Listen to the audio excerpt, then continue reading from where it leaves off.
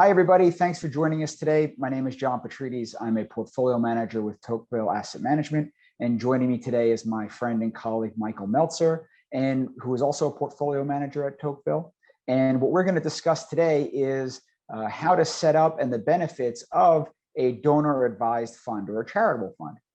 We're entering the season of giving, and with the stock market having been on a tremendous run since the March 2020 COVID bottom, many clients and investors are sitting with a lot of unrealized capital gains. And by opening up a donor advised fund or setting up a charitable account, it acts as a win-win where you can give to the charity of your choice and receive a tax benefit while reducing your tax liability. So we're going to go through some of the nuts and bolts of that. But before we begin, let me just share my screen and show you our safe harbor that our compliance asks for us.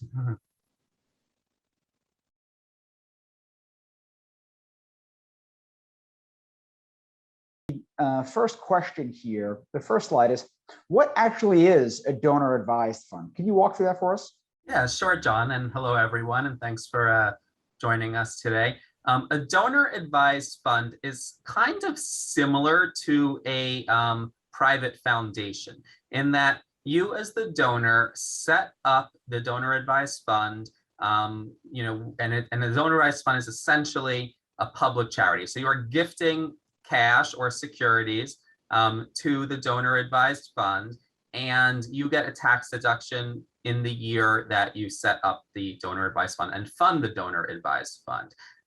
And essentially, you're giving away the money, so it's not yours anymore, right? You're making a charitable gift at that time, but you can then use the funds for years and years and years to come to make charitable gifts. So let's say typically you would give, $20,000 a year to a variety of charities in a given year. Normally you would write a check or put it on your credit card or whatever. Instead, now you have money in this donor advised fund, and you go on the website and you say, okay, I want to give $5,000 or $500 or $200 or whatever to XYZ charity. And then the donor advised fund sends that check to the charity with the designation that it came from you and your fund, and you get credit for it from the charity. They know it came from you, but really the gift at that point is being made from the fund. So when you do this 2 years from now, you're not going to get an additional tax deduction. At that point, you've kind of front loaded your tax deduction. Also, let's go into some of that. Let's go into a bit more of the details. So, the next question is, what are the benefits of having a donor advised fund? So you set up this account, you contribute, $5,000 or $10,000 to it, right? And then what? So what's the benefits? And why should I or anyone open up a donor advised fund? Sure. I mean, there's so many reasons to do it, and it might not be appropriate for everybody, but I think it is appropriate for a lot of people. If you have a lot of different charities that you support, and people kind of tend to do their giving, maybe toward the end of the year, right? They're trying to figure out, or whenever it is. You have a lot of charities that you support. It can be hard to remember to go to all of them and to donate and all that. And it's, you have to enter in your credit card information, you have to write checks, etc. So the nice thing about the donor advised fund is it makes it administratively easier to deal with your philanthropy. So you will have all your favorite charities kind of in your, start as your favorites on your donor advised fund login. Their address will be there. The amounts that you give them every year will be there. You can, of course, change that, increase, decrease as you wish. But, you can say, okay, well, I want to do this on October 15th of every single year. I want to give $500 to, my alma mater, or whatever. And that'll just happen. Or you could do it at a point in time as well, just spur of the moment. Your friend is running the marathon and trying to raise money for, a charity that he's running the marathon for, you can designate that for that person. And so it just makes it very, very easy. I would say if you give $10,000 a year to one charity and that's your only donation that you make during the year, there's probably not really so much of a benefit of having a donor advised fund. But if you have a lot that you give to, it's definitely easier. And I think the other benefit is oftentimes you want to fund the donor advised fund in a year when you really need like an extra tax deduction, right? So maybe you sold a business and you have a lot of capital gains, an extra more income than you normally would, and you have a big tax bill.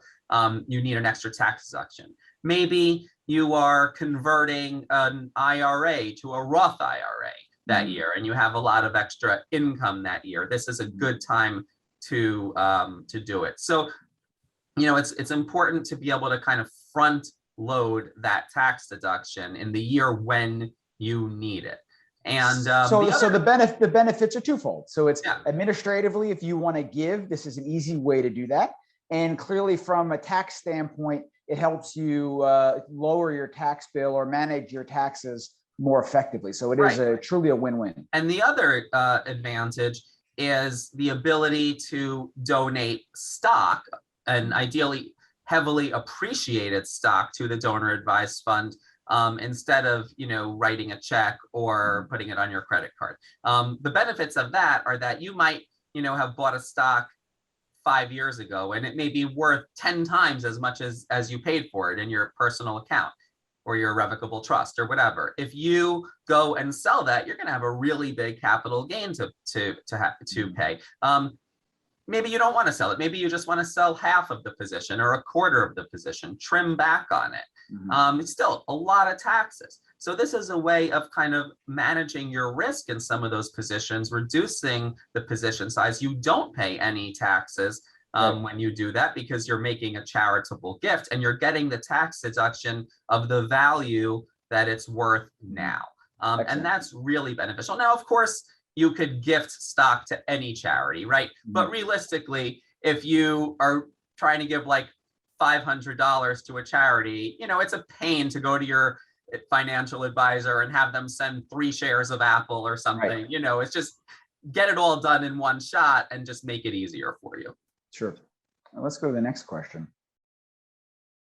Is now a good time to open a donor advised fund? Or the better question is there ever a bad time to open up a donor advised fund? Maybe the way to answer it. I mean, I don't want to say there's a bad time to open a donor advised fund, but now is probably a pretty good time to open a donor advised fund because everybody's portfolios are really high. I mean, we've had, a lot of increase in the market, and everyone's stocks are doing great. And, it's a good time to kind of move some of that over and fund a donor advised fund for all the reasons that we've mentioned.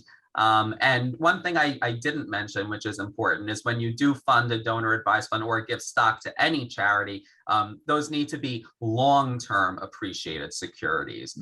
If it's short-term, and what that means is inside of 1 year. So if I bought something 6 months ago and the stock is 3 times what it was, if I make that donation now, I'm only going to get the tax deduction for my cost basis. So in order to get the tax deduction for the full value that it is now, you had to have held that security for more than 1 year.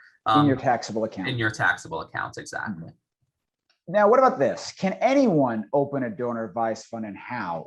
I think has been a misconception that this is purely for, maybe a family office or uber wealthy, the billionaires of the world.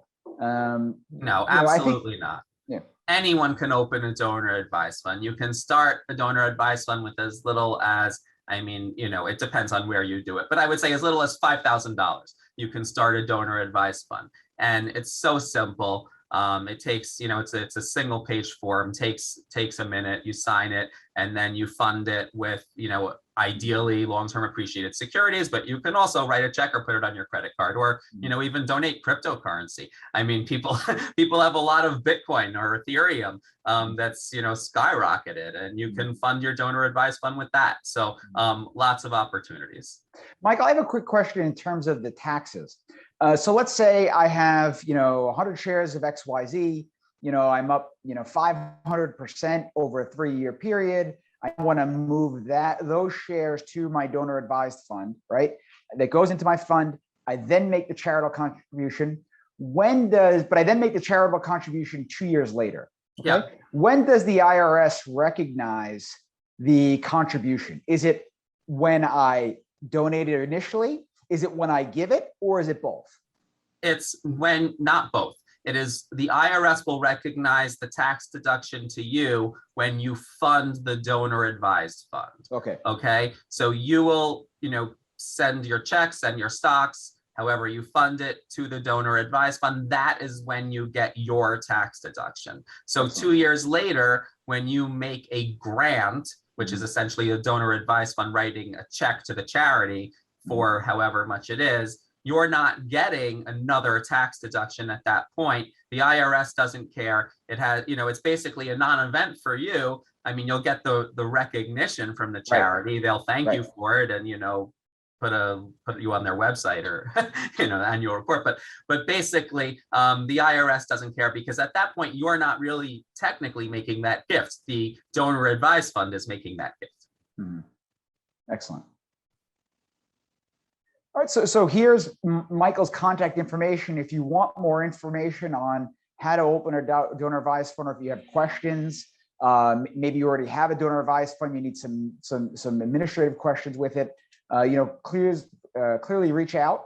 And here's also our website. You can find us on social media: LinkedIn, Facebook, and Twitter.